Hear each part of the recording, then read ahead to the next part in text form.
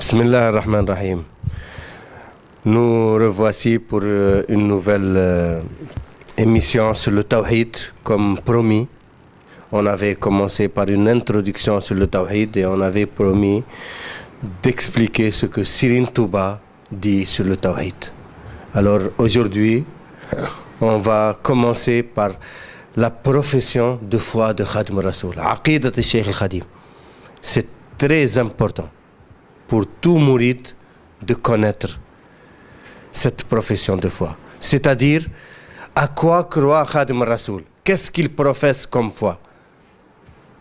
ما يعتقد الشيخ الخديم وما يأمر تلاميذه باعتقاده. هذه العقيدة حررها الشيخ الخديم وجمع فيها علم السلف وعلم الخلف.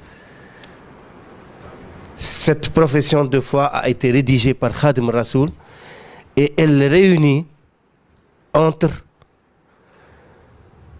la méthodologie des salafis et la méthodologie des ash'arites. Parce qu'il y a un grand débat théologique entre l'école salafi, l'école ash'arite et les autres écoles mataroudites.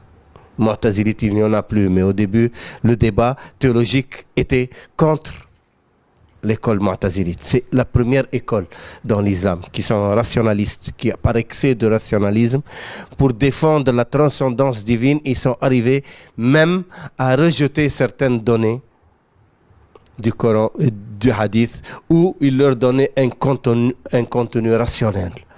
Et c'est qui a créé beaucoup de problèmes dans la théologie. C'est pour ça que les salafis sont très prudents contre les interprétations. Et ils veulent s'attacher au vocabulaire coranique et du hadith. Et ne veulent pas entrer dans les spéculations, ni rationnelles, ni métaphysiques. Ce qui diminue un peu la portée de l'enseignement théologique, comme ils ont tendance à enseigner, mais qui au moins permet de cerner la profession de foi. Donc quand on parle de Aqidah, généralement elle a une consonance plus de données traditionnelles. Et quand on parle du Tawhid et de la théologie, elle a plus une consonance rationnelle. Mais Khadim Rassoul, par sa puissance rationnelle et traditionnelle, parce qu'il maîtrisait aussi bien les données traditionnelles et les données rationnelles, a pu synthétiser ce savoir théologique. Et on va voir maintenant.